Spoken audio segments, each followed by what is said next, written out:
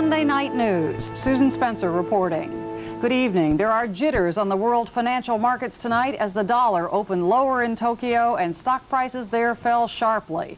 Analysts said the Japanese are worried about U.S. trade figures to be out this week and about Friday's 140-point Wall Street freefall. For a look at what tomorrow will bring in both Washington and Tokyo, we have two reports. First, Jacqueline Adams at the White House.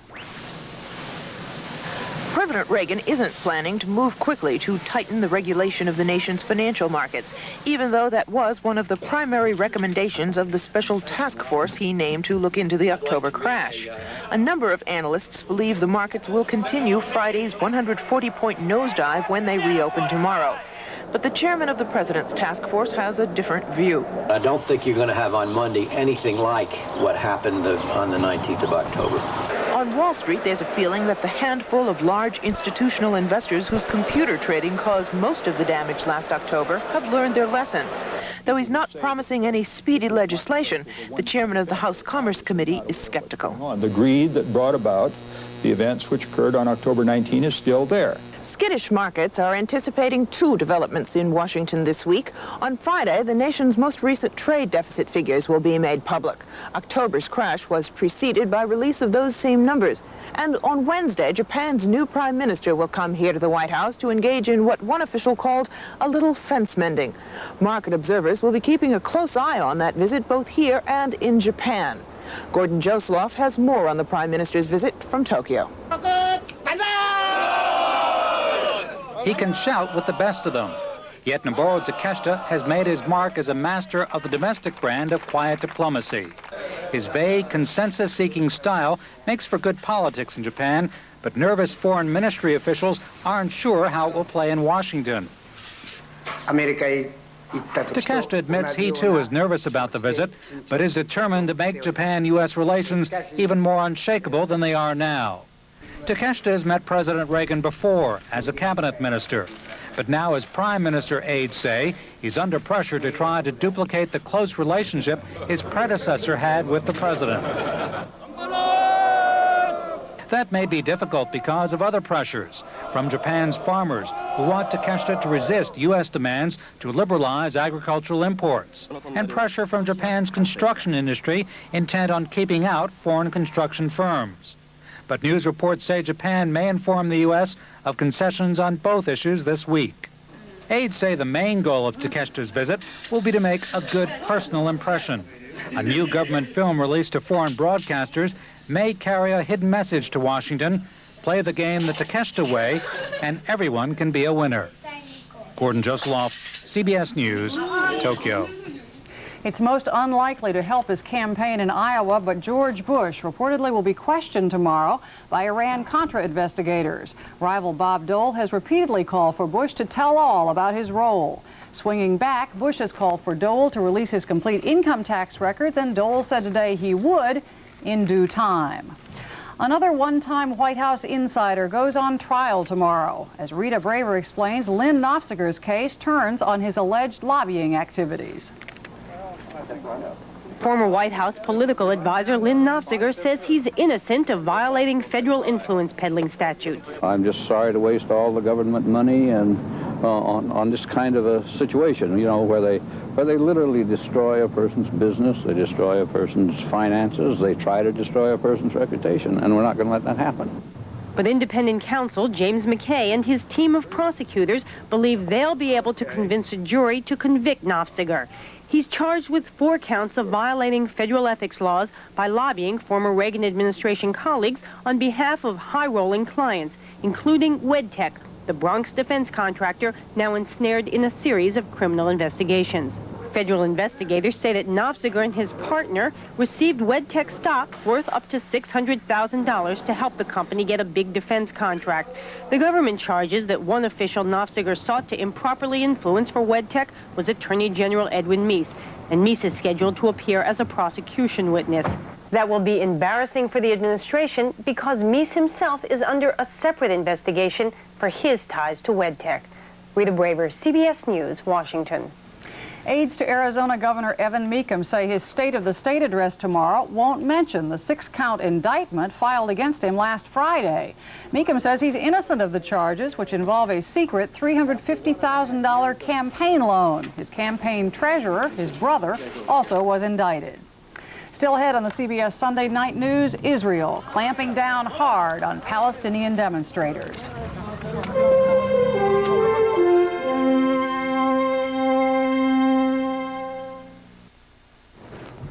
Palestinian leaders have called a 3-day general strike starting tomorrow to protest Israeli rule in the occupied Arab territories. More violent demonstrations have been going on for weeks now, and Bob Simon reports there's no end in sight. There's been an anniversary in the territory as the violence has entered its 2nd month. Israelis thought economic realities would get people back to work by now. They thought the media would get tired of the story that Palestinians would get tired of rioting. That hasn't happened. None of it has happened. And they're not entirely sure what to do next. This weekend, they brought armor down to Gaza, but that didn't change much. A military source said there's only so much gas we can use, only so many arrests we can make. He said there are not many new ideas. Defense Minister Rabin went down to Gaza today to punctuate some old ones. We are determined to make it clear that through any use of force, of public disorder, nothing will be achieved. But disorder was everywhere on Main Street, East Jerusalem, where Palestinian women demonstrated. It turned violent as it was meant to. There were many arrests. They were coeducational. There was some blood. There was much pain. By the end of the afternoon, Israeli troops were on the palace, on the ramparts. There's a lot of reassessment going on in Israel tonight. The leading military commentator here said that what's breaking out in the territories is an entirely new Palestinian strategy, a strategy for which Israel has no reasonable answer. Bob Simon, CBS News, Tel Aviv. About 10,000 demonstrators shouting "Communists, get out!" marched through the streets of Managua today. It was the largest protest ever against Nicaragua's Sandinista government, but there was no violence. An international commission assessing compliance with the 5-month-old Central America Peace Plan is about to issue its report. Juan Vasquez is following that story. If there is peace in Central America, the Verification Commission had a hard time finding it. Example, Nicaragua. President Daniel Ortega led a tour of a hospital ward whose victims included children wounded in Contra attacks during the Christmas season. The mother of a fallen Sandinista soldier told the commission that Yankee dollars produced his death. But critics pointed out the Sandinista failure to create peace within Nicaragua's own borders. And we say, example, there is no ceasefire in place. There is no freedom of expression in this country. El Salvador was the commission's last stop. Even before it arrived, President Duarte was attacking the Sandinista record. I could tell you one by one of all the points of the Esquipulas II, and Nicaragua has not complied. That fits the U.S. strategy of keeping the pressure on the Sandinistas, a strategy reinforced by a visit from Assistant Secretary of State Elliott Abrams and the White House National Security Advisor, General Colin Powell. But El Salvador itself has problems. Both the government and human rights groups complain to the commission that violence continues unabated. The commission will present its report to the Central American presidents at a summit meeting in Costa Rica on Friday. But already some diplomats say it will be difficult to declare that the peace process has worked. Juan Vasquez, CBS News, San Salvador.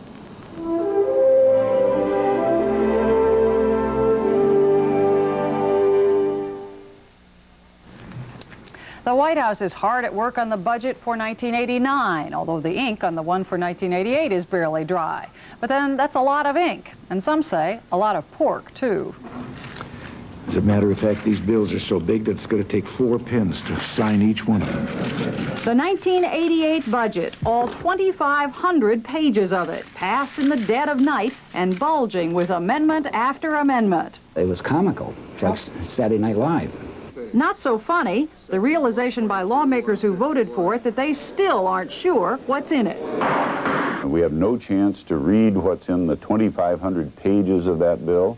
Some very unfunny surprises have come to light. Item, $250,000 to fence in wild pigs in a national park in Hawaii. The sponsor of that says, well, the pigs eat the exotic plants. Not seen here, presumably because they've been eaten. Item, $6.5 million to help Kellogg, Idaho transform itself from a mining town to a Bavarian-style ski village, complete with Bavarian-style gondolas. And the research projects, $50,000 to study New Mexican wildflowers, $260,000 for cranberry research, and most controversial so far, $8 million to build schools for North African Jews in Paris. Critics say Senator Daniel Inouye rammed that one through as a favor to a big campaign contributor.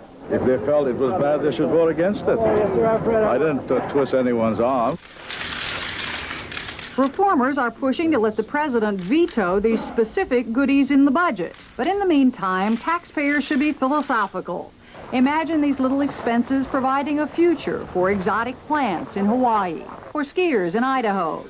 And remember, as even critics concede, that what Congress does on a large scale is just what so many of us do with our credit cards. Buy what you want today and worry about paying for it tomorrow. Our saying is they never leave home without it.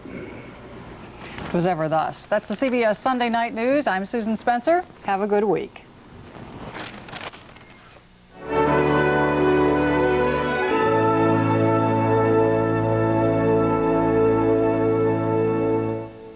This is CBS.